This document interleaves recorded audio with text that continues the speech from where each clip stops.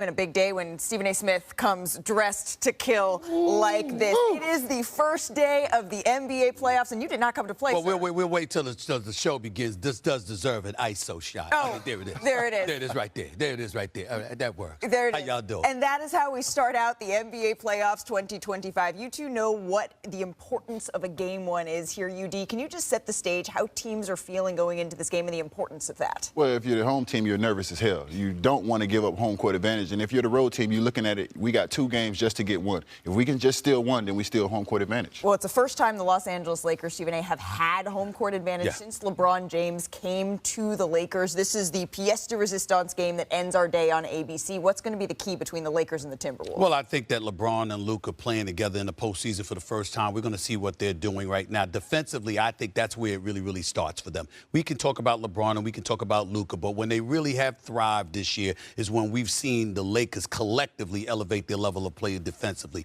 If you're able to frustrate Minnesota and shut them down offensively, that's going to go a long way towards you having an easier path to victory. We get it. Bron, Luka, the best players on the Lakers. The most important player is Austin Reeves, right? He's the guy that's going to move the needle because we're going to see at times in this series, LeBron James is going to be asked to do a lot, like play the center position at times. So now you have that secondary ball handler in Austin Reeves, who they trust, who, by the way, this season, they're 27-9 when he scored 20 points or more. So I'm looking at Austin Reeves. If he can have those moments in this series throughout this playoffs, then absolutely. The Lakers can make a deep run. And also Rudy Gobert, what's going to be his impact in this series? We understand what it is in the pick and roll, but I think you made a good point. If he's not going to be a great defensive impact guy, which he can be, then hit the offensive glass. Get some extra possessions. We are in L.A. This is Tinseltown. It's the land of stars, bright lights, big city, all of that good stuff, right? Anthony Edwards is in the house. And you got 2 preeminent stars in this league, in this world, in LeBron James and Luka Doncic. This is a phenomenal opportunity for Anthony Edwards to elevate his profile. If somehow, some way he's able to knock off those 2, that would be special. But we still haven't mentioned the guy that's playing alongside Anthony Edwards. Julius Randle, who they traded Karl Anthony Towns for. Gotta play. Second part of the season, been balling. He's finally found his niche with this team, right? He could be the X factor for the Minnesota Timberwolves because I'm looking and I'm saying, J.J. Redick, who's going to guard Julius Randle? It's not act like he can't go give you 20 and 10. And Minnesota should definitely have a chip on their shoulder. The world is picking the Lakers, and what have Luka and LeBron combination done in the playoffs? Absolutely nothing. We are going to be with you for the next 10 hours for Game 1. SportsCenter for now, sending it back to you. Thanks so much, Malika. Sports betting analyst Aaron Dolan joins us now for EKD for 3, the top 3 things you need to know before betting the NBA today. Aaron, what do you got for us?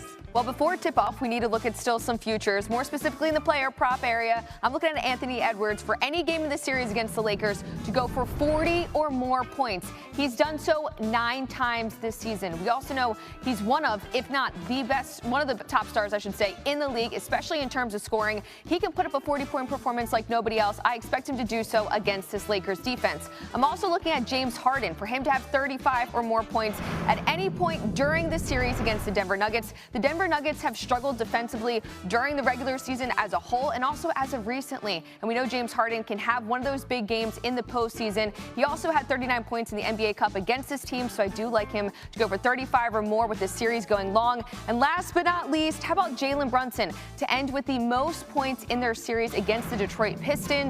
Of course, Cade Cunningham is the favorite in this market, which isn't surprising, but I think the value is going to be on, like Perk says, big body Brunson. This guy can drop 40 like nobody else. Look back to last year. Go to the postseason stats. Look at how many 40-point games he had. I think he will be fine against this Detroit Pistons defense that, yes, is scrappy and is good, but Jalen Brunson in the postseason is no joke, so I'll take him to have the most points in that series. Yeah, Jalen Brunson definitely expected to heat up on the offensive end. It should be a good matchup between those 2 teams as well. Aaron, trying to make you some money. Thanks so much.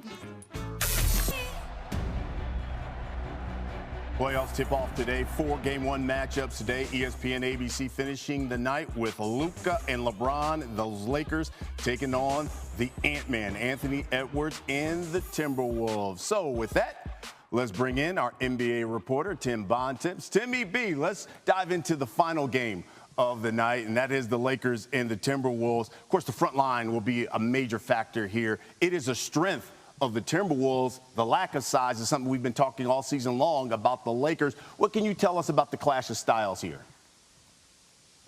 Well, Brian, you're a boxing guy, and styles make fights, right? And when you look at this series between the Wolves and the Lakers, the style of this series is going to be the bigs inside for the Wolves going up against the perimeters, Luka Doncic, LeBron James, and Austin Reeves for the Lakers. And which side can make the other come to them? Whether the Lakers have to adjust to Minnesota's size or whether the Wolves have to downsize to combat those perimeter guys attacking Rudy Gobert inside and potentially getting the Wolves out of what they like to do.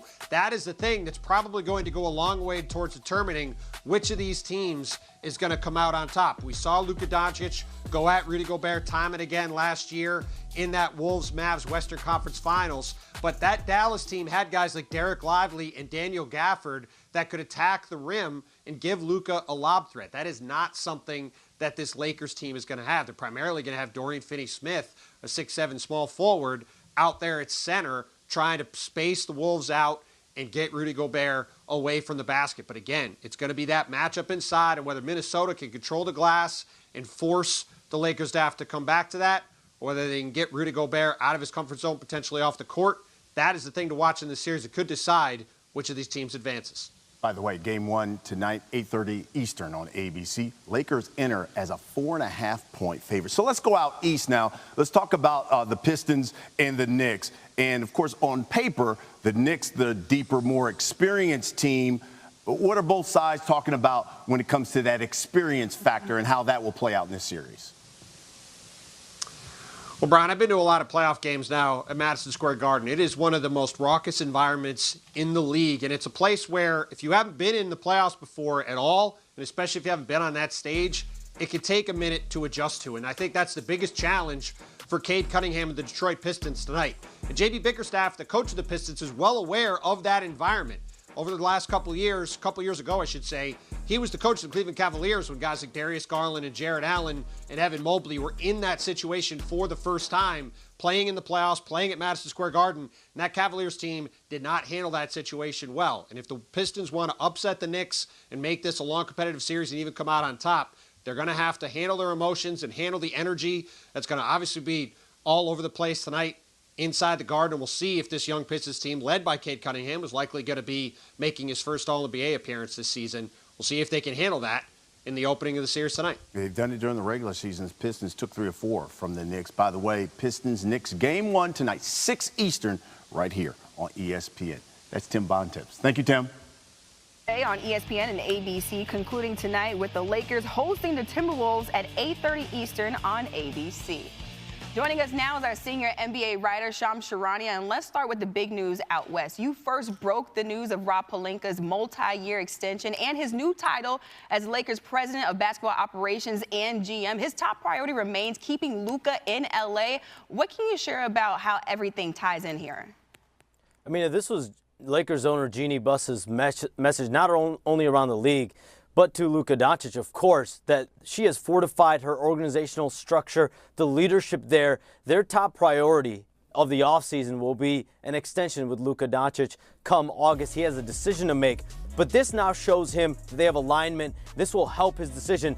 Rob Pelinka hired J.J. Redick last offseason, then traded for Luka Doncic in that signature move in February. And I'm told the Lakers front office has taken a much more hands-on partnership approach with Doncic than the Mavericks had the last 2 years. This is someone that's shaping up to be a face of the franchise for the Lakers for the next 10 years. And long term, we know his relationship with J.J. Redick runs deep, and he has a deepening bond forming with Lakers GM Rob Pelinka. So Rob Pelinka signed to a multi-year extension. J.J. Redick's locked in for multiple years moving forward. This shows a lot of fortifying by Jeannie Buss with the Lakers. Yeah, no surprise there that the Lakers are looking to build a future around Luka Doncic. And this week, Dame Lillard was cleared of his deep vein thrombosis and is no longer on blood-thinning medication. What are you hearing about his ramp-up period and timeline to return in the playoffs?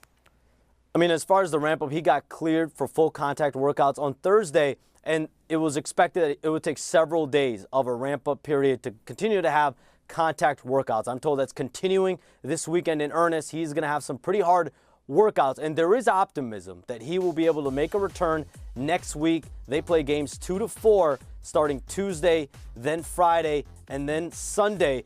It's all going to come down to his stamina and his ramp up. Doctors have told the Bucks and Lillard that this recovery of just 3.5 weeks from that blood clot has never happened before, and a lot of it is because, from my understanding, the Bucks and doctors started Damian Lillard on blood-thinning medication well before a formal diagnosis. So he was diagnosed March 25th, and now he's on the cusp of potentially making a return next week. Yeah, of course, the Bucks want Damian Lillard out there. However, since Lillard was sidelined, the Bucks are 10-4 and finished the regular season on an 8-game winning streak. You can catch more of Shams on NBA Countdown today starting at noon Eastern right here on ESPN. Shams, thanks so much.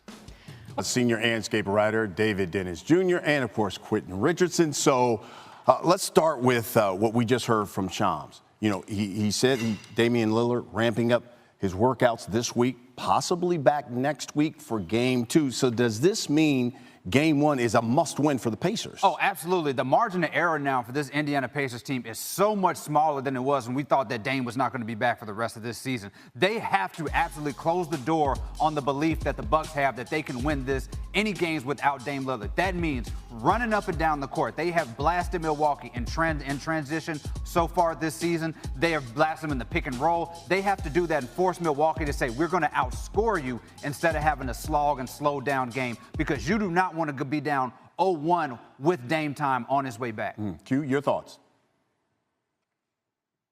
With David, man, this is the game that you want to try and get in there and take advantage of, because with Dame coming back, you got to try and take advantage and seize this moment. But at the same time, you can't overlook Milwaukee, because the way that Giannis has been playing, he's been playing so dominant that as long as he gets some support from, like you said, the Bobby Portises, the Brook Lopez's, Kevin Porter Jr. was a huge pickup at the deadline, who I feel like is in Dame's absence been huge for them. Kyle Kuzma is a guy that could go and get some points for you. So what you want to do if you're the Pacers, you want to keep your pace and do all of the things that you do.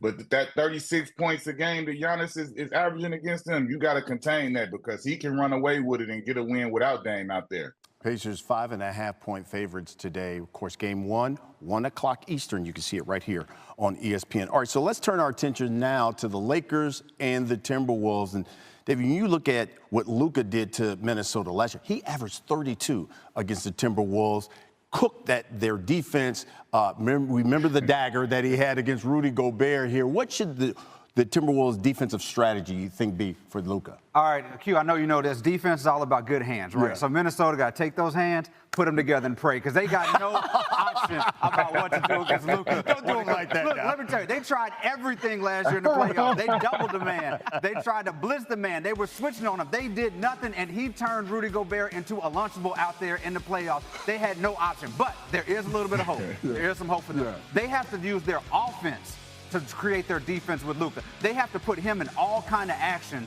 when he's got to play defense. They got to put him in foul trouble. They got to frustrate him. They got to tire him out, because that is going to make him less effective on offense. Otherwise, I got nothing for them in terms of what they're going to do when he has the ball in his hand. Q, he said they got to pray here on Easter weekend. Hey, I like that right there, Dave. But listen, I feel similar to what Dave feels. I mean, obviously, Minnesota has Ant Edwards, and I totally and wholeheartedly expect Ant-Man to be Ant-Man. But if Minnesota wants to have any chance to compete in this series, Julius Randle has to be a difference maker. He has to average upward of 20-plus points, and he has to go